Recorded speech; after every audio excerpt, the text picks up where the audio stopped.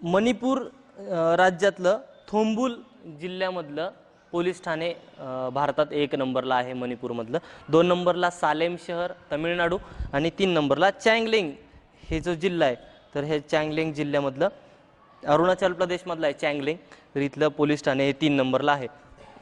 देशामधल्या 16,971 police ठाण्यांमधनं उत्कृष्ट 10 police ठाण्यांची निवड केली जाते। राज्यातलं पहिलं बालस्नेही पोलीस ठाणे हे पुण्यामध्ये कशासाठी सुरू करण्यात आलं हे बालस्नेही पोलीस ठाणे पुण्यामध्ये, तर यासाठी की बालकांच्या तक्रारींचं निराकरण करणे, तसंच बालकांचे समुपदेशन करणे आणि अल्पवयीन मुलांकडनं होणारे जे गुन्हे आहेत तर त्यांचे गैरप्रकार रोखण्यासाठी प्रयत्न करणे, यासाठी हे बालस्नेही पोलीस ठाणे पुण्यामध्ये सुरू करण्यात आले आहे। लाचखोरीमध्ये भारताचा जगामध्ये 77वा नंबर लागतो। लाचखोरीमध्ये भारताचा जगात 77वा क्रमांक लागतो। गुण किती आहेत तर 45 गुणांसह हा भारत 77व्या स्थानी आहे। त्यानंतर जर विचार केला लाचखोरीच्या बाबतीत 2019 साली 78वा क्रमांक होता, वरती आलाय जरा भारत, म्हणजे लाचखोरी जरा कमी झाली, तर 78वा क्रमांक होता, आता 77वा क्रमांक आहे।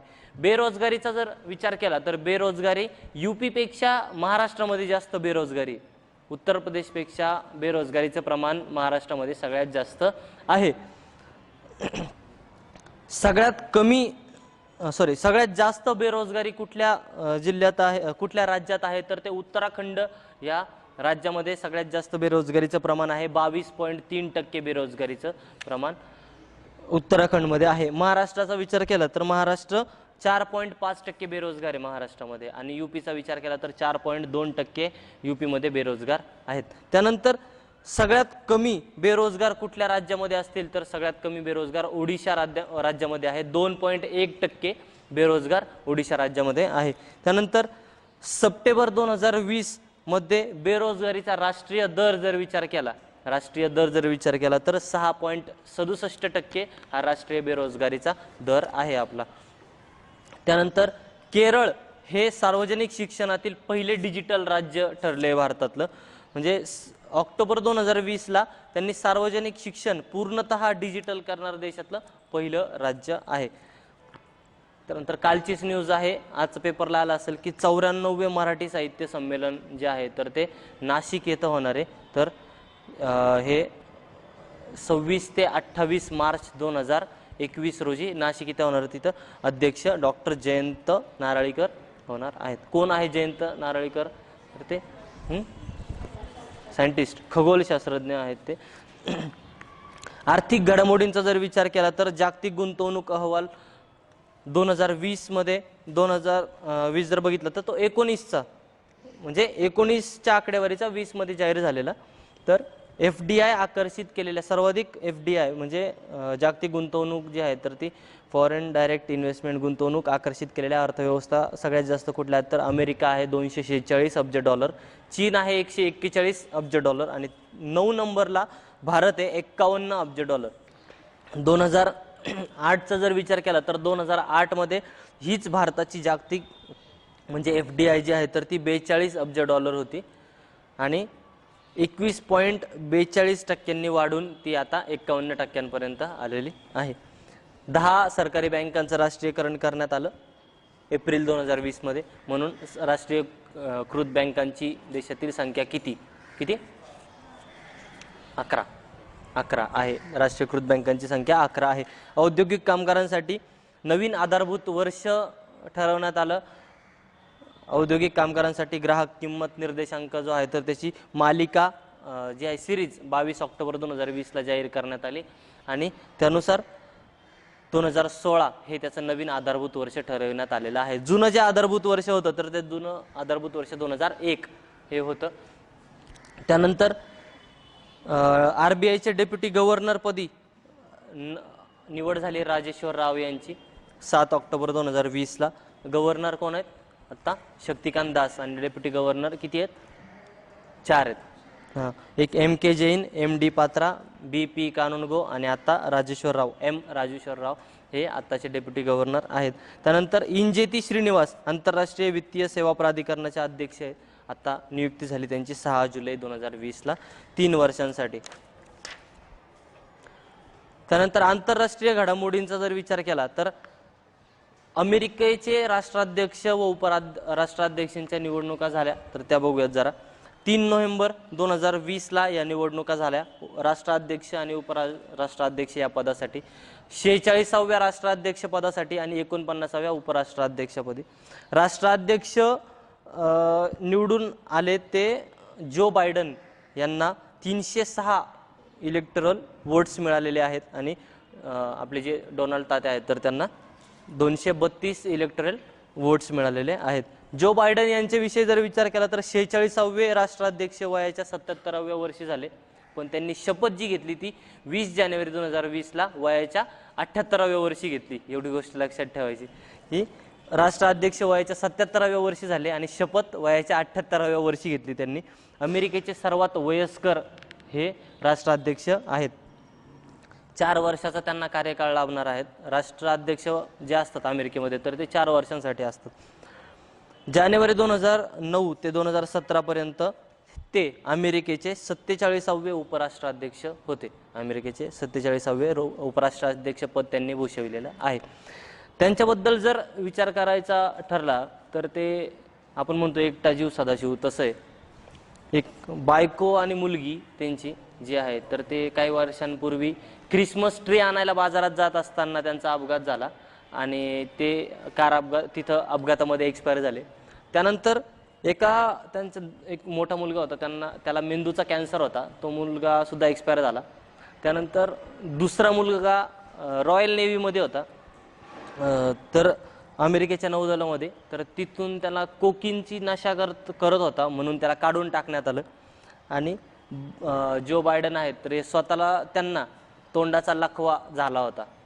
म्हणजे एवढ्या सगळ्या परिस्थिती होती तरी तो माणूस वयाच्या 77व्या वर्षी अमेरिकेच्या जगातल्या सगळ्यात मोठ्या राष्ट्राध्यक्ष बनतो. आणि आपण कुठल्या मुद्द्यांवर की माझ्या सिली मिस्टेक्स झाल्यात आणि फॅन नव्हता परीक्षा हॉलमध्ये, बेंच खराब होता, ह्या कारणामुळं आपल्या पोस्ट राहतात आणि तो माणूस एवढ्या अडचणींना मात करून तो राष्ट्राध्यक्ष होतोय. लक्षात घेण्यासारखी बाब आहे. त्यानंतर जो बायडन यांनी एक घोषणा केली होती की ज्यावेळेस डोनाल्ड ट्रम्प हे राष्ट्राध्यक्ष होते तर त्यावेळेस अमेरिकेमध्ये त्यांनी मुस्लिम कम्युनिटीला बॅन केलं होतं. पण जो बायडन हे राष्ट्राध्यक्ष झाल्यानंतर त्यांनी पहिली घोषणा अशी केली की 20 जानेवारी 2020ला मी ज्यावेळेस शपथ घेईल राष्ट्राध्यक्षपदाची, घेतली त्यांनी आता, तर मुस्लिम कम्युनिटीचं बॅन आहे तर तो मी काढून टाकेल म्हणून तर त्यांनी पहिली घोषणा ती केली. आणि कोविड चाचणीच्या सल्लागारपदी त्यांनी एका भारतीय वंशाच्या व्यक्तीची निवड केली. तर विदुर शर्मा हे त्यांच्या कोविड-19चं जे चाचणी सल्लागार म्हणून त्यांची निवड केली आहे, विदुर शर्मा. त्यानंतर उपराष्ट्राध्यक्ष ज्या आहेत तर त्या उपराष्ट्राध्यक्ष कमला हॅरिस 49व्या उपराष्ट्राध्यक्ष म्हणून त्यांची निवड झालेली आहे, भारतीय वंशाच्या. टोपण नाव काय तर त्यांना लेडी ओबामा या नावाने सुद्धा ओळखलं जातं. महिला ओबामा म्हणजे लेडी ओबामा असते ते आपण मराठीत एकदम गुगल ट्रान्सलेटर म्हटलं की महिला ओबामा असं होतं, तर लेडी ओबामा म्हणून त्यांना ओळखलं जातं. त्यांच्या आई ज्या आहेत तर ते श्यामला गोपालन या मूळच्या तमिळनाडूच्या आहेत. त्यांचे वडील जे आहेत तर ते डोनाल्ड हॅरिस जे आहेत तर ते मूळचे वेस्ट इंडिजमधील जमैका बेटावरचे आहेत. कॅलिफोर्निया विद्यापीठात असताना या 2 व्यक्तींचा प्रेम विवाह झाला आणि त्या प्रेमविवाहाचं फळ म्हणून कमला हॅरिस यांचा जन्म झाला. कमला हॅरिस ह्या ज्या आहेत तर ह्या भारतीय वंशाच्या अमेरिकन उपराष्ट्राध्यक्ष 49व्या आहेत. 2003 साली कमला हॅरिस यांची सॅन फ्रान्सिस्कोच्या 27व्या डिस्ट्रिक्ट अटॉर्नी म्हणून 2003 साली सॅन फ्रान्सिस्कोच्या 27व्या डिस्ट्रिक्ट अटॉर्नी म्हणून यांची निवड झाली. 2010 ते 2017 कॅलिफोर्निया राज्याच्या महाधिवक्ता म्हणून त्यांनी काम केलं. त्यानंतर पहिल्या महिला तसेच पहिल्या कृष्णवर्णीय व्यक्ती आहेत, त्या भारतीय वंशाच्या सुद्धा पहिल्या व्यक्ती आहेत की महिला व्यक्ती आहेत की ज्यांनी राष्ट्राध्यक्ष झालेल्या आहेत. त्यांनी 20 जानेवारीला शपथ घेतली. 2013 साली त्यांना टाइम्स या मासिकाने जगातील सर्वाधिक प्रभावशाली 100 व्यक्तींमध्ये त्यांचा समावेश केला होता. 2020 मध्ये फोर्ब्स मासिक जे आहेत फोर्ब्स, तर त्या मासिकाने त्यांचा जगातल्या सगळ्यात 100 शक्तिशाली महिलांमध्ये त्यांचा समावेश केला. पहिले टाइम्सनी व्यक्तींमध्ये केला आणि फोर्ब्सनी सगळ्यात 100 शक्तिशाली महिलांमध्ये केला. त्यानंतर 2020ला Time's person of the year हा त्यांना बहुमान मिळाला होता. त्यानंतर जर बघितलं तर माउंट एव्हरेस्टची जी उंची आहे तर ती उंची 8,848.46 मीटर आहे. आत्ता नेपाळ आणि चीन यांनी संयुक्तपणे 8 डिसेंबर 2020ला जाहीर केली ती. भारताने 1954ला मोजली होती, त्यावेळेस 8,848 होती. 86 सेंटीमीटरनी ती वाढलेली आहे. नेपाळमध्ये सागरमाथा म्हणून आहे, नेपाळ आणि चीनच्या बाउंड्रीवरती, आणि ते नेपाळमध्ये सागरमाथा म्हणून माउंट एव्हरेस्टला ओळखलं जातं. त्यानंतर अँडोरा हा जो देश आहे तर हा IMF मधला 190वा देश म्हणून IMFने त्याला मंजुरी दिलेली आहे. छोटासा देश आहे दक्षिण युरोपमधला. फ्रान्स व स्पेन या दोन्ही देशांच्या मध्ये एक बारीक देश आहे. क्षेत्रफळ त्याचं 448 चौरस किलोमीटर आहे. आता छोट्यावरून आठवलं की जगातला सगळ्यात छोटा देश कुठला, तर व्हॅटिकन सिटी. 0.44 चौरस किलोमीटर, 0.44 किलोमीटर एवढं त्याचं क्षेत्रफळ आहे. 2 नंबरला मोनॅको आहे 2.02 चौरस किलोमीटर म्हणून. हा जो अँडोरा देश आहे तर IMFचा 190वा सदस्य म्हणून. युरोपातला छोटासा देश, क्षेत्रफळ 468 चौरस किलोमीटर. क्षेत्रफळानुसार जगातला सगळ्यात छोटा 16वा देश म्हणून म्हटलं जातं आणि लोकसंख्येनुसार जर विचार केला तर जगातला सगळ्यात छोटा 11वा देश आहे. 24 ऑक्टोबरला संयुक्त राष्ट्र दिन साजरा करण्यात आला. 24 ऑक्टोबरला युनायटेड नेशन्सला 75 वर्ष पूर्ण झालेत म्हणून हा साजरा करण्यात आला संयुक्त राष्ट्र दिन. युनायटेड नेशन्सची स्थापना कधीची? 24 ऑक्टोबर 1945ची. मुख्यालय न्यूयॉर्कला. सदस्य संख्या 193. भारत संस्थापक सदस्य युनायटेड नेशन्सचा. 1945ची स्थापना. अरब जगतातील पहिलं, मी तुम्हाला सांगितलं की मंगळाकडे झेप संयुक्त अरबनी, आणि अरब जगतातली पहिली अणुभट्टी ही आखाती किनारपट्टीवरील अबुधाबी देश आहे तर त्या अबुधाबीच्या इथं ही झालेली आहे. ऑगस्ट 2020 मध्ये त्याचं सुरू झाली ती. त्या अणुभट्टीस नाव बराका असं नाव देण्यात आलेलं आहे. बराकाचा अर्थ आशीर्वाद असं होतं, ब्लेसिंग असा अर्थ होतो त्याचा. त्यानंतर कोविड-19च्या महामारीच्या काळात संसदेच्या सार्वत्रिक निवडणुका घेणारा जगातला पहिला देश कुठला, तर दक्षिण कोरिया. हा भर कोविड-19च्या काळात 15 एप्रिल 2020ला त्यांनी निवडणुका घेतल्या. 2 नंबरचा आहे तर तो सिंगापूर आहे, त्यांनी 10 जुलैला निवडणुका घेतल्या. चर्चेतील व्यक्तिमत्व जर विचार केला तर शेखर कपूर यांची नियुक्ती झाली. कशाच्या? FTIIच्या अध्यक्षपदी. FTII काय? राष्ट्रीय चित्रपट व दूरचित्रवाणी संस्था, पुण्यामध्ये आहे त्याची. याच्यापूर्वी BP सिंग होते 2018 पासून 2020 पर्यंत, सप्टेंबर 2020 पर्यंत. त्यांची कारकिर्दी काय तर 1975 जान हाजीर है या चित्रपटातून त्यांनी अभिनेता म्हणून कामास सुरुवात केली. त्यानंतर मासूम चित्रपटाद्वारे त्यांनी दिग्दर्शनात पदार्पण केलं. त्यांचा सगळ्यात गाजलेला चित्रपट कुठला, तर अनिल कपूर यांचा मिस्टर इंडिया हा शेखर कपूर यांचा दिग्दर्शित केलेला चित्रपट आहे.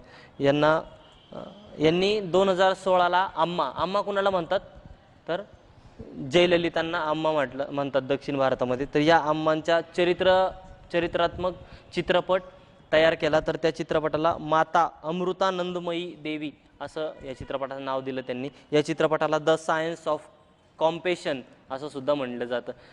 सगळं सोडून द्यायचं, आयोग फक्त द सायन्स ऑफ कॉम्पॅशनवर हायलाईट करणार तुम्हाला, एवढं लक्षात घ्या. शेखर कपूर यांना पद्मश्री पुरस्कार सुद्धा 2000 साली मिळालेला आहे. 3 वेळा फिल्मफेअर अवॉर्ड मिळालेला आहे. Filmfare award. Golden Globe award 1998ला मिळाला एलिझाबेथ या चित्रपटासाठी. एलिझाबेथ हा फॉरेनचा चित्रपट आहे. एलिझाबेथ एकादशी नाही बरं का. एलिझाबेथचे 2 पार्ट निघाले. एलिझाबेथ 1998ला पहिला निघाला आणि त्याचा sequel Elizabeth the Golden Age 2007ला निघाला. त्यानंतर डॉक्टर प्रदीप कुमार जोशी यांची कशाच्या अध्यक्षपदी निवड केली, तर UPSCच्या अध्यक्षपदी यांची निवड केली आहे. गिरीश चंद्र मुर्मू यांचे भारताचे 14वे कॅग म्हणून निवडणूक केलेली आहेत. आता यांच्याबद्दल सांगायचं तर जर पहिलं जे केंद्रशासित प्रदेश जम्मू काश्मीर तयार झाला तर या केंद्रशासित प्रदेशाचे पहिले नायब राज्यपाल म्हणून यांची नियुक्ती केलेली होती. न्यायमूर्ती दीपांकर मुंबई उच्च न्यायालयाचे 45वे मुख्य न्यायाधीश म्हणून निवडणूक झालेली आहे यांची. 44वे जे होते ते भूषण धर्माधिकारी हे 44वे मुख्य न्यायाधीश होते. 45वे दीपांकर, न्यायमूर्ती दीपांकर. आत्ताच मागच्या महिन्यामध्ये निधन झालेले शीतल आमटे, समाज सुधारक म्हणून किंवा समाजसेवक म्हणून बघितलं जातं आपण. बाबा आमटे यांचे त्या नात आणि विकास आमटे व भारती आमटे यांच्या त्या मुलगी या शीतल आमटे होत्या. 30 नोव्हेंबर 2020ला स्वतःला विषारी इंजेक्शन टोचून त्यांनी आत्महत्या केली. आत्महत्या करण्यापूर्वी सकाळी 6 वाजता त्यांनी वॉर अँड पीस या शीर्षकाखाली त्यांचा एक फोटो पोस्ट केला होता. वॉर अँड पीस शीर्षकाखाली त्यांनी एक फोटो पोस्ट केला होता. महारोगी सेवा समिती जी आहे तर त्यांनी सुरू केली, म्हणजे आमटेंनी सुरू केलेली, त्याच्या मुख्य कार्यकारी अधिकारी होत्या त्या. त्यांनी आत्महत्या केली. त्यांना नुकतंच म्हणजे 2016ला जागतिक आर्थिक मंच म्हणजे वर्ल्ड इकॉनॉमिक फोरम जे आहे तर त्यांनी 2016ला यंग ग्लोबल लीडर म्हणून त्यांना अवॉर्ड दिला होता, यंग ग्लोबल लीडर म्हणून. त्यानंतर राहत इंदोरी, सगळ्यांना माहीत असतील राहत इंदोरी यांचे एक्सपायर झालेत. मंजूर 11 ऑगस्ट 2020ला. मूळ त्यांचं नाव इंदोरी नव्हतं, राहत इंदोरी म्हणजे मध्य प्रदेशातल्या इंदोर गावचे होते म्हणून त्यांना इंदोरी असं म्हटलं जायचं. त्यांचं मूळ नाव जे होतं तर ते राहत उफत उल्लाह कुरेशी असं त्यांचं नाव होतं. राहत उफत उल्लाह कुरेशी असं त्यांचं नाव होतं. 1 जानेवारी 1950चा त्यांचा जन्म होता, इंदोर मध्य प्रदेशातला. खुशबू हे त्यांचं उर्दू काव्य होतं की त्या खुशबू उर्दू काव्याने त्यांना जास्त प्रसिद्धी मिळाली. 2020मध्ये त्यांना अजून प्रसिद्धी मिळाली. टिकटॉकवर सगळ्यात जास्त फेमस झालेलं गाणं कुठलं होतं? बुलाती है मगर जाने का नाही. यानंतरच त्यांचे खूप सारे ओरिजिनल ह्या बुलाती है मगर जाने का नाहीचे ओरिजिनल जे व्हिडिओज होते तर ते अपलोड करण्यात आले यूट्यूबवरती. म्हणून हे जे गाणे आहेत तर काय टिकटॉकवरती तर त्याला जास्त प्रसिद्धी मिळाली त्यांना. आणि पहिलं जे काव्य आहेत तर ते खुशबू नावाचं. शॉन कॉनरी माहीत आहे सगळ्यांना, शॉन कॉनरी नाही, जेम्स बॉन्ड. हां, तर जेम्स बॉन्ड ज्यांनी बघितलं आहे तर जेम्स बॉन्ड यांचं जे कॅरेक्टर त्यांनी ॲक्टिंग केली तर ते शॉन कॉनरी जे आहेत तर ते वयाच्या 16व्या वर्षी हे रॉयल नेव्हीमध्ये होते. यांनी नेव्ही सोडून दिली आणि ॲक्टिंग करायला लागले. ॲक्टिंग करताना ब्रिटिश जासूस होते, ब्रिटिश हेर होते. जेम्स बॉन्ड यांची सिरियल निघाल्यात, सिरियलचं मूवीज झालेत.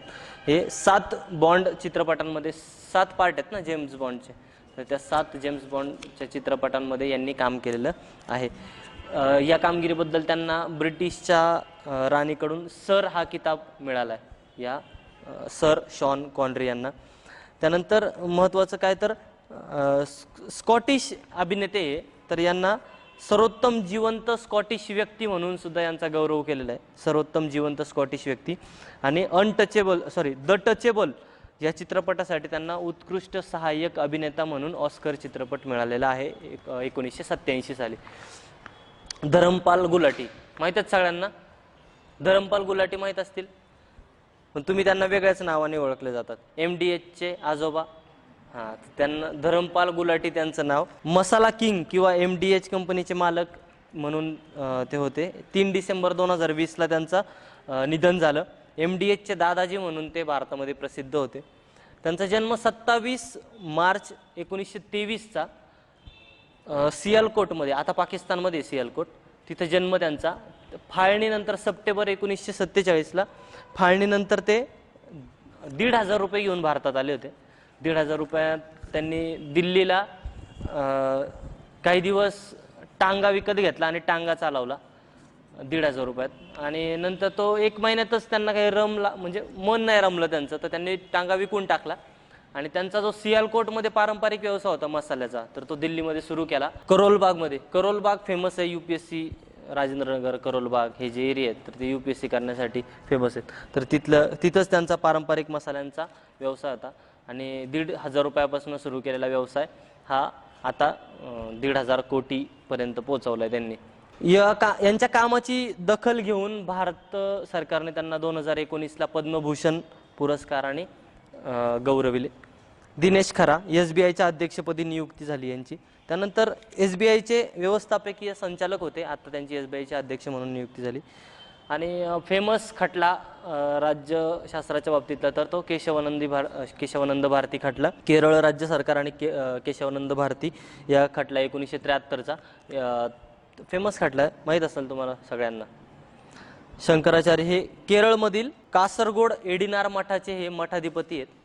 यांचं 6 सप्टेंबर 2020ला निधन झालं आणि संविधानाचे रक्षक म्हणून सुद्धा त्यांना ओळखलं जायचं. योजना बघितलं तर महत्त्वाची आत्मनिर्भर भारत योजना जी आहे तर ती आत्मनिर्भर भारत अभियान आहे ते. तर ते कोविड-19च्या काळात लॉकडाऊनमध्ये सुरुवात केलं 12 मे 2020ला. नरेंद्र मोदी यांनी 20 लाख कोटीचं आर्थिक पॅकेज जाहीर केलं आणि ह्या 20 लाख आर्थिक कोटीचं जे पॅकेज आहे तर त्यात आत्मनिर्भर भारत ही अभियान आहे तर त्यातनं हे सुरू झालं. हे जे पॅकेज आहे 20 लाख कोटीचं हे भारतीय म्हणजे राष्ट्रीय उत्पन्न आहे भारताचं त्याच्या 10% हे पॅकेज आहेत. किती टक्के जर असं विचारलं तर ते 10% आहे त्याच्या पॅकेज GDPच्या 10%. ह्या पॅकेजचा विशेष भर जो आहे तो गृह उद्योग, सूक्ष्म उद्योग, मध्यम आकाराच्या उद्योगांवर आहे. त्यानंतर आत्ताच डिसेंबरमध्ये 16 डिसेंबर 2020ला न्यू डेव्हलपमेंट बँक जी आहे तर ती न्यू डेव्हलपमेंट बँकसोबत त्यांनी 1000 अब्ज डॉलर्सच्या करारावरती स्वाक्षरी केली आहे. त्यानंतर महाराष्ट्र शासनाची एक योजना आहे शरद पवार ग्राम समृद्धी योजना, महात्मा गांधी राष्ट्रीय ग्रामीण रोजगार योजनेच्या धर्तीवरती ही सुरू केली आहे. या योजनेचे 4 कामं आहेत.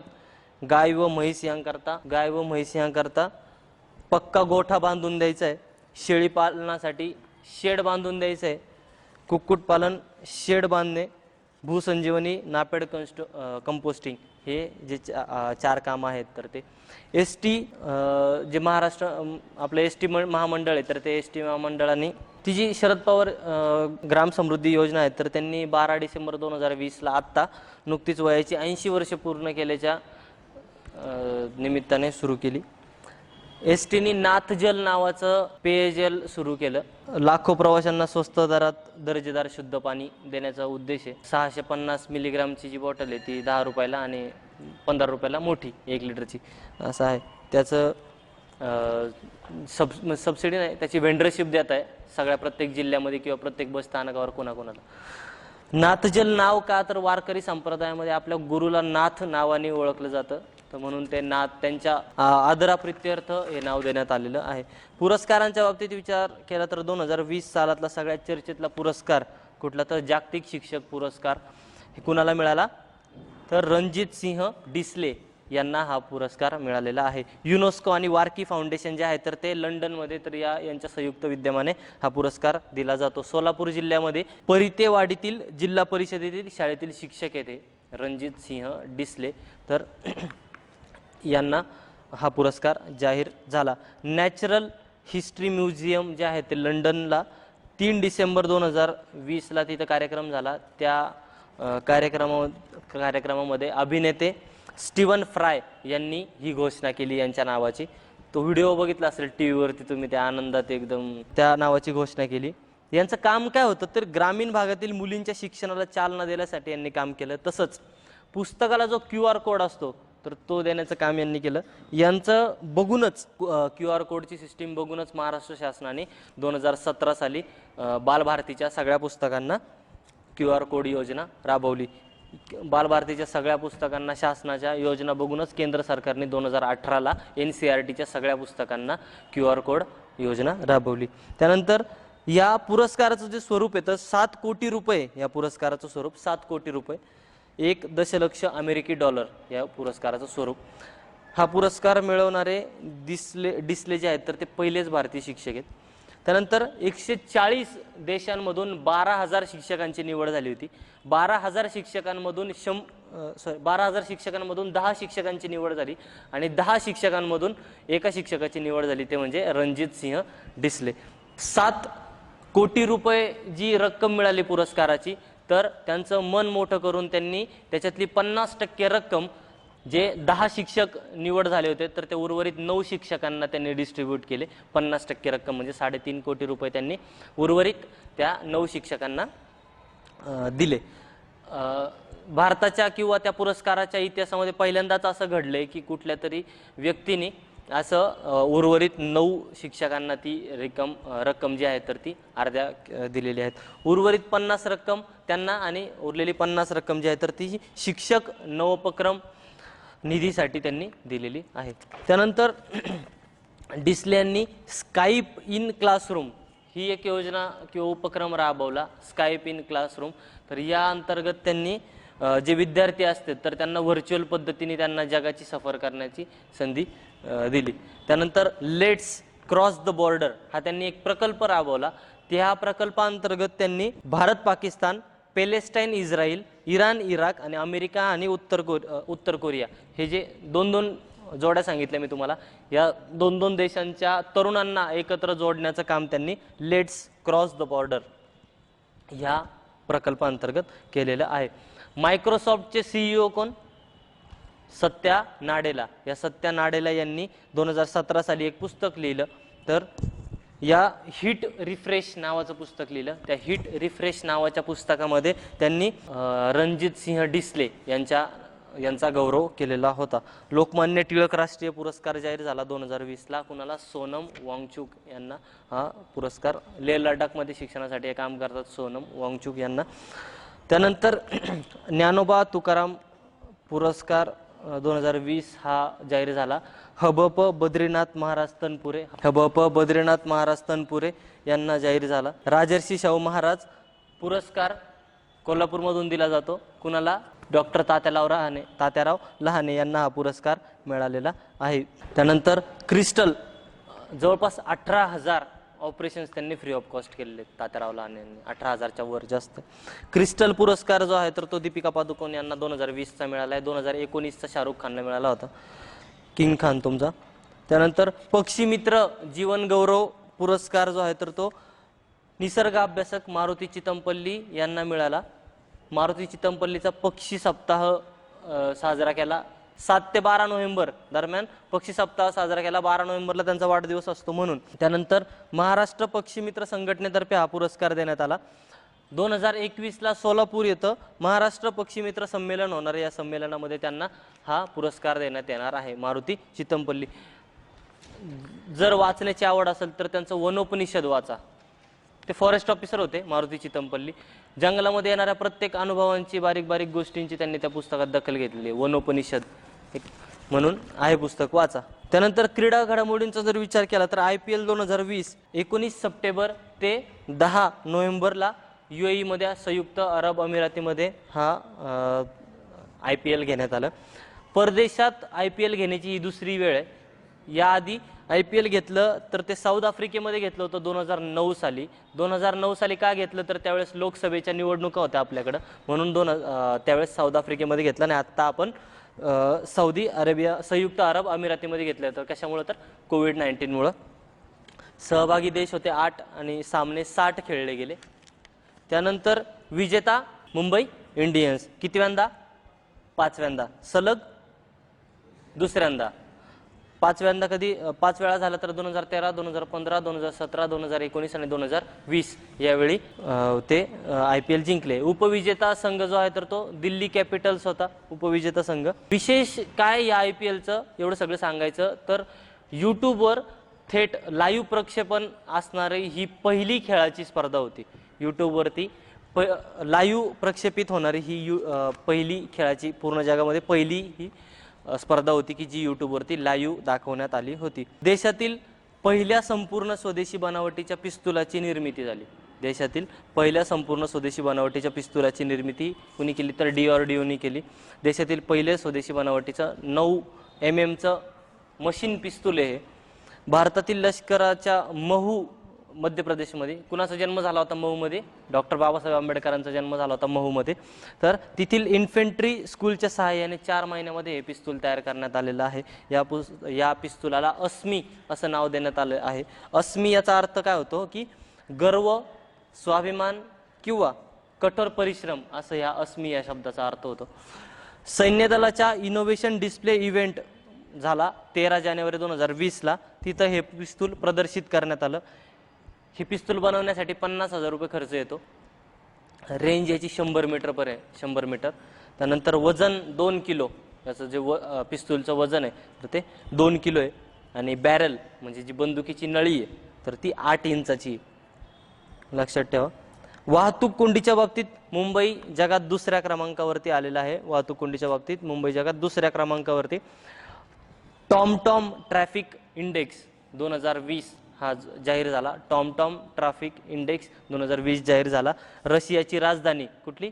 मॉस्को ही प्रथम क्रमांकाचं कोंडीचं शहर म्हणून 1 नंबरला आहे. त्यानंतर मुंबई 2 नंबरला. मुंबई 2018-19ला 4 नंबरला होती. 6 नंबरला. पहिल्या 20 मध्ये भारताचे 4 शहर आहेत. मुंबई 2 नंबरला, बँगलोर 6 नंबरला, दिल्ली 8 नंबरला आणि पुणे 16 नंबरला. 2019ला जर विचार केला तर जगामध्ये 2019ला बँगलोर 1 नंबरला होतं. त्यानंतर मुंबई 4 नंबरला होतं, पुणे 5 नंबरला होतं आणि दिल्ली 8 नंबरला होतं.